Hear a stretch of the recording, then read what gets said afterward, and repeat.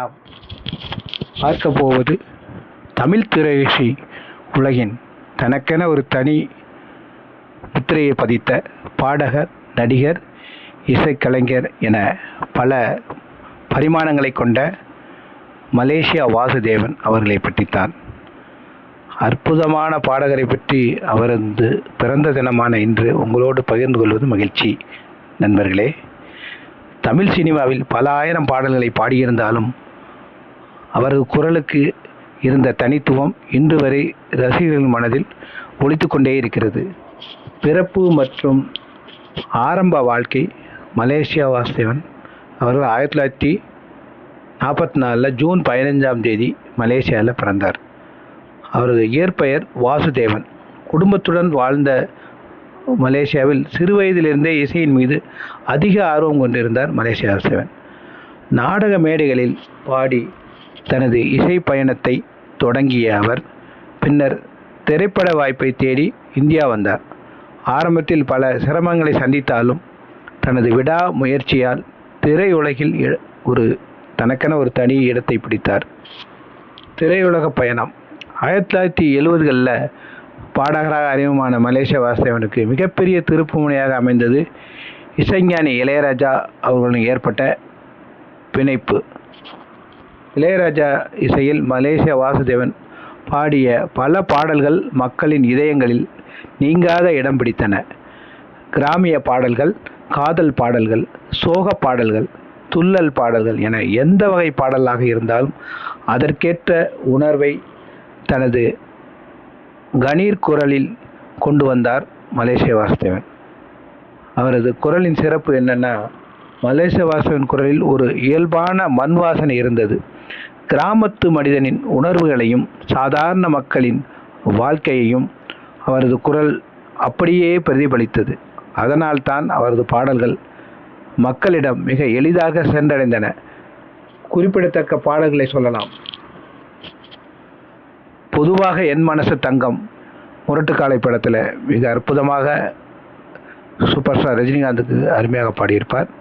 வெத்தலை வெத்தலை சிவகுமார் அவர்களுக்கு பின்னணியில் மிகவும் அற்புதமாக பாடியிருப்பார். ஆட்டுக்குட்டி முட்டையிட்டு, ஆம், இந்த பாடல்தான் இவர் இந்த பாடலுக்கு பாட சென்றதே ஒரு சுவாரஸ்யமான ஒன்று. அதாவது எஸ்பி பாலசுப்ரமணியம் அவர்கள் பாட வேண்டிய ட்ராக் ரெக்கார்டிங் அன்று எஸ்பிபி அவர்களுக்கு குரல் பிரச்சனை, அதாவது தொண்டை கட்டிக்கிடுச்சு. அப்போது அன்றைக்கி எப்படியானாலும் ஆரம்பிக்கணும், ட்ராக்கை பாட வைக்கிறதுக்கு ஒரு ஆள் வேணும். அப்படிங்கும்போது நம்ம எஸ்பிபி சொல்கிறாரு, நம்ம மலேசியா வாசுதேவனை பாட வைக்கலாம் அப்படின்னு சொல்கிறாரு. என்னப்பா சொல்கிறீங்க, அவர் எப்படிப்பா பாடுவாரா, அந்த அளவுக்கு பாடிடுவாரா அப்படின்னு கேட்குறாங்க.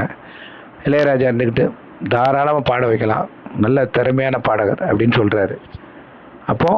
அப்படி உருவானது தான் இந்த ஆட்டுக்குட்டி முட்டையிட்டு படம். இந்த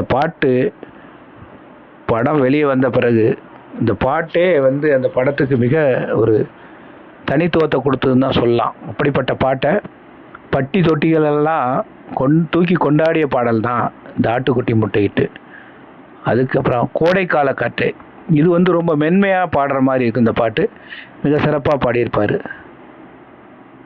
தண்ணி கருத்துருச்சு, இது இளமை ஊஞ்சலாடுகிறது படத்தில் ரொம்ப சூப்பராக பாடியிருப்பார். இந்த பாட்டு கேட்குறதுக்கே அவ்வளோ இனிமையாக இருக்கும். என்ன அருமையாக பாடியிருப்பார் தெரியுமா? அதாவது ஒரு லவ் சாங் இருக்கிற மாதிரி ஒரு கிளுகிழப்பான பாடல்கள் வேணும்னு நினைப்பாங்க இல்லையா மக்கள், அப்படிப்பட்ட பாட்டு தான் இது. ஒரு கூட்டு கிளியாக சிம்மகுரலோன் சிவாஜி அவர்களுக்கு மிக அற்புதமாக இந்த பாடலை அப்படியே நடிகர் திலகம் அவர்கள் பாடியது போல ஒரு உணர்வை நமக்கு ஏற்படுத்தி இந்த பாடல் மிகவும் பிரபல்யமாக இருந்தது. அவ்வளவு அற்புதமாக பாடியிருப்பார். அதே மாதிரி பெத்து எடுத்தவ தான் என்னையும் தத்து கொடுத்து விட்டா அப்படிங்கிற மாதிரி வேலைக்காரன் படத்தில் சூப்பர் ஸ்டாருக்காக பாடியிருப்பார். இந்த பாட்டு ஒரு அம்மாவை பற்றி ஒரு மகன் மன வருத்தத்தோடு, என் தாய் எனக்கு முக்கியத்துவம் கொடுக்காம முதலாளியோட குழந்தைய தத்து எடுத்த மாதிரி வளர்த்துக்கிட்டு இருக்காங்க, என்னையை வந்து ஒரு தத்து பிள்ளையாக மாற்றிட்டாங்களே அப்படின்னு நினச்சி மன வருத்தத்தில் பாடுற பாட்டு. ஒரு தாயோட அன்பு ஏங்கி அந்த அன்புக்காக ஏங்கின தருணத்தில் ஒருவர் பாடினா எப்படி இருக்கும், அப்படிப்பட்ட பாடல் அது. அப்புறம் அதாவது விடியும் வரை காத்துன்னு ஒரு படம், பாக்கியராஜோட படம். இந்த படம் ஒரு திகில் நிறைந்த படம்னு சொல்லலாம்.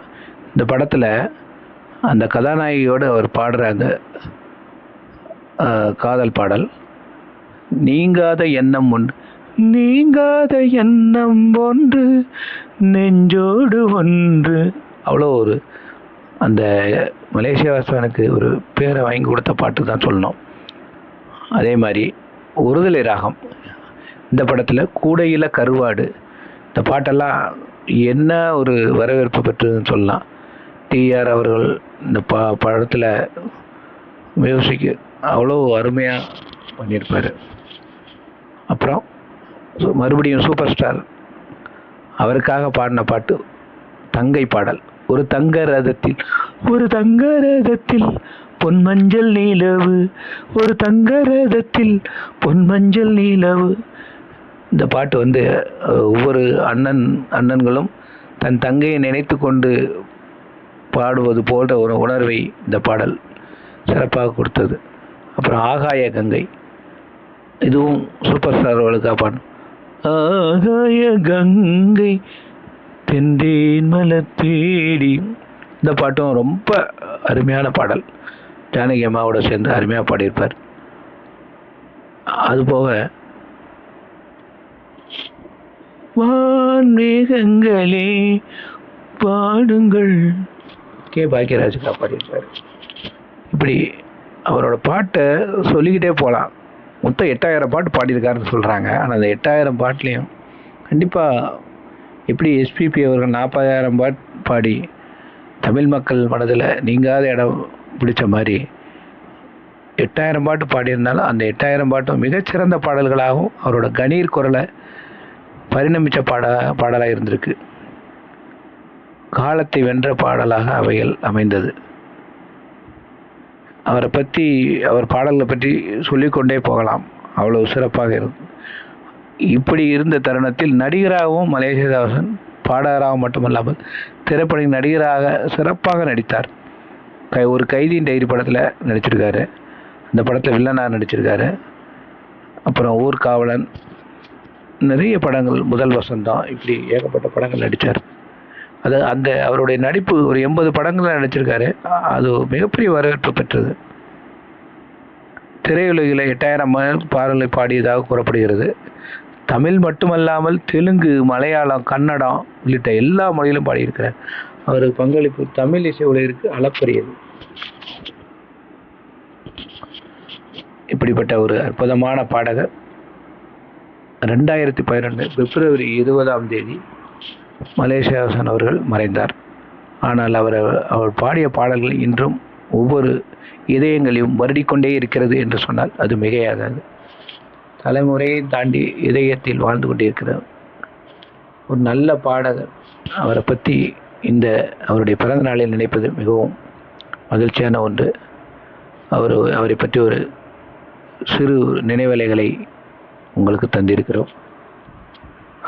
அவர் வந்து பாடுற பாடல்கள் அனைத்திற்கும் உயிர் கொடுத்த மகத்தான கலைஞர் மலேசியா வாசவன். அவர் குரல் என்றும் அழியாது. தமிழ் இசை இருக்கும் வரை மலேசியா வாசவன் என்ற பெயரும் ஒலித்து கொண்டே இருக்கும். நண்பர்களே, மலேசியா வாசவனோட பாடல்களில் உங்களுக்கு பிடிச்ச பாடல் இதாக இருந்தால் நீங்கள் இந்த யூடியூப் கருத்து பதிவிடுங்கள். எங்கள் சேனலுக்கு உங்களுடைய பெரும் ஆதரவை தாருங்கள். எங்கள் சேனலை முதல் முறையாக பார்ப்பவர்களாக இருந்தால் சப்ஸ்கிரைப் பண்ணுங்கள். சப்ஸ்கிரைப் பண்ணாதவங்களாம் சப்ஸ்கிரைப் பண்ணுங்கள், லைக் பண்ணுங்கள், ஷேர் பண்ணுங்கள். உங்களுடைய மேலான ஆதரவு எங்கள் தமிழ் தரவுகளுக்கு வேண்டும். நன்றி, வணக்கம். மீண்டும் ஒரு அற்புதமான காணொலியை சந்திக்கும் வரை நன்றி.